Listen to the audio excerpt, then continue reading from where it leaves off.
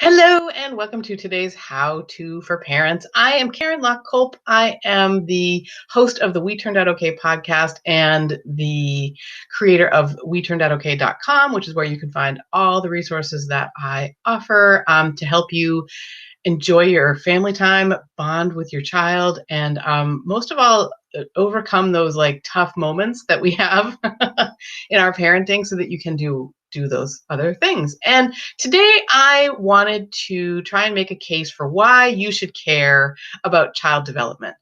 And I specifically, when I think of child development, I think of the stages of psychosocial development that Erikson, a researcher in the sort of middle of the 1900s, really, he did a lot of research into these. In fact, he named them the 8 stages of psychosocial development. And they are they're so meta, and I think that's why you should care about them. They really give you a sense of like your true north.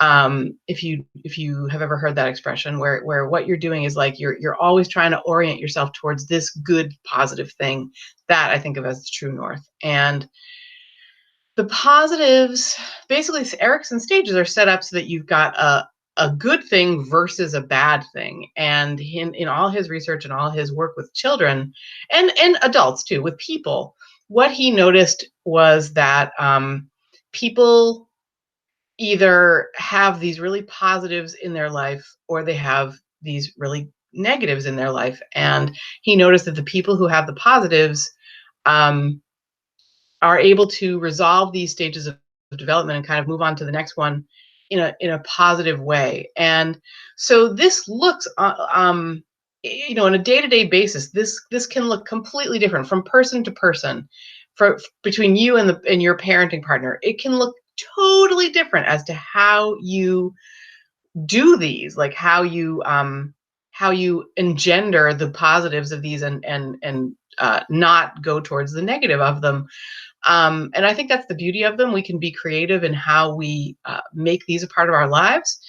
But the important thing is that we do try to make them a part of our lives, that we really work on, that we make it our true north, that we work on trying to do right by our children every single day, knowing that we will not always fulfill that, and forgiving ourselves when we don't, and trying again the next time or the next day. And that's why they're really, really important, because they give you a sense of what you should be working towards, what it all means, what it's all for. And with that in mind, I wanted to share what they are. So there's 4 stages of psychosocial development that happen before a person turns 12. And then once they turn 12, around 12, Erikson view them as sort of becoming more adult-like, becoming adolescents, and then moving into the adult stages. So the very first one that happens when our baby is born is basic trust versus mistrust. And this happens between about birth and age 1. And what's happening in this stage is we are either giving our child the sense, I am cared for, I can trust that the people around me, even though they don't think of us as people yet, like they don't even know that, but they can trust that when they have a need, that need will be met, whether it's a need for comfort or a need for changing of a diaper or a need for food, that their needs will be met. And kids who grow up feeling mistrustful end up on the mistrustful side of this. They're just not as they're not as happy. But I think more importantly, there's a basic thing missing from their lives, and we want to make sure that we uphold their need for trusting us. And so that's the first stage. The second stage is it's the toddler year, so it's about 1 to about 3, and it is called autonomy versus shame and doubt. And this stage is where we can either give kids a sense of themselves as a person who can make choices and can move away from us a little bit in terms of autonomy, or we can give them the sense that everything they do is wrong and that they should feel shameful and doubtful of anything that they are going to do. This is the stage at which they are really learning that where their physical self ends and other things begin, it's where they're learning that they can act on the world. So in other words, if they throw that sippy cup, it could land and break. It could hurt someone. These are real things that really that kids in this stage do, and they also do very positive things, right? This is the stage where they learn that giving someone a hug feels good, and this is the stage where they learn that opening a book and looking at the pictures there, the images there, feels good, and the kinds of things that they will do to sort of bond, the pro-social activities that they engage in, they learn all that from us. They may be inspired to do it themselves, but what kids at this stage, at every stage really, emulate what they see around them. So let's give them a sense of their own autonomy, and stay away from making them feel shameful or doubtful about what they do. They can't help what they do. This is the stage that they're in. They can't help the temper tantrums. Kids who don't have temper tantrums, they are missing a huge part of their development. And I don't mean, I don't want to make you feel frightened. Temper tantrums are a developmental part of growing up. And kids who do not have temper tantrums in any form. So, I mean, some temper tantrums are just a little, you know what I mean? Like some kids who disagree with us, I guess, or who feel frustrated, like those are the things that are very, very normal. And I count those as temper tantrums. If you have a child who is just sort of limply sitting there, that, I mean, and I'm sure you would recognize that as a problem as well. So fostering their autonomy and not letting them feel shame and doubt is what we're trying for here. And then the next stage is initiative versus guilt, and this is the preschool age. So they've outgrown autonomy versus shame and doubt. And in this stage, we're either helping them feel like they can take an initiative, they can start a project, they can ask a question, they can act on their world in some way, they can be with their friends in some way that is positive. And if we stymie the things that they do, if we sort of really put, have that thumb right on them and not let them question themselves, not let them take the initiative, I think they will question themselves, and they can feel guilty if they get in big trouble every time they do something impulsive.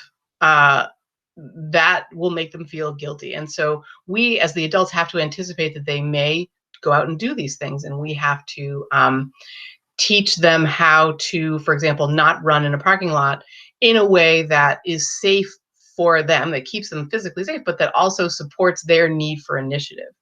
And I actually, there's a corresponding podcast that I did about these stages, and I get really deep into this idea of, in fact, I even tell you what to say if your child is running through a parking lot or in an unsafe situation, and what not to say, so that you can keep them safe, but you can also, their chances of being very safe go way up, and their chances of resolving this stage positively on the initiative side go way up as well. And that is you can find that at WeTurnedOutOK.com/280. It is right in the show notes below this episode. So initiative versus guilt is the third stage. And then they enter, for many years, they are in the next stage from ages about 6 to about 12.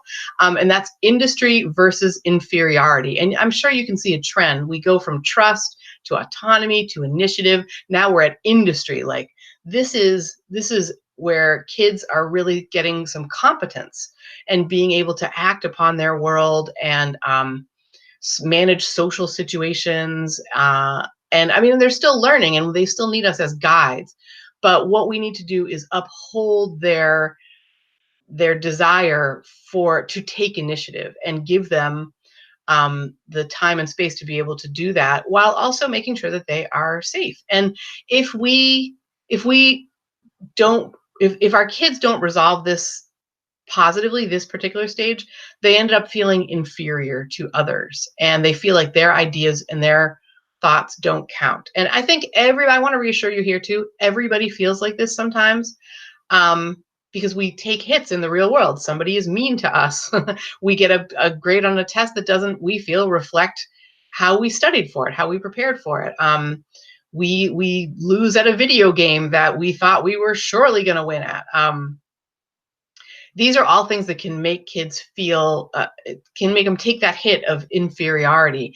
And I think the great challenge here is for a child to be able to come back to the industry side, and they can do that much, much better with our support and our kind of positive feelings about them and positive interactions with them. So those are the first 4 stages of Eriksons 8 psychosocial stages of development. I really hope this has been helpful for you. I hope you can see how big they are, right? How meta they are. And because that is the case, we are free to implement them in the ways that feel right to us. And that could look different, from every across every family.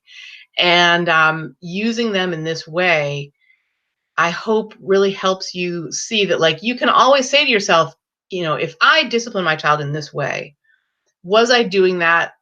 Did that help them, become autonomous, or did it cause them to feel shame or doubt? And you can say to yourself, you'll be able to see the results. I mean, if you're really objectively looking, you'll be able to see the results. And then you can say to yourself, okay, next time, either I'm going to do that again if it worked and you felt good about it, or I'm gonna make a change. I'm gonna try and be more positive in my discipline, because that is how kids resolve these stages positively. So this has been kind of a longer one than usual, but I really hope it's been helpful for you. I'm really appreciative that you have watched it all, and I just want to say thank you so much for being here. If you liked this, just hit the like button. If you would share it with a parent that you know, or into a parenting group, that would be much appreciated. I think the more we can spread the ideas of Erikson and his stages of development, and how we can use them, how they relate to, like, modern society and modern kids, I think that would be amazing. So thank you for doing that. And subscribe so that you never miss an update, because I do these every Thursday. All right. Again, thank you so much. I'm Karen Locke-Cope, and I will see you on the web. Bye.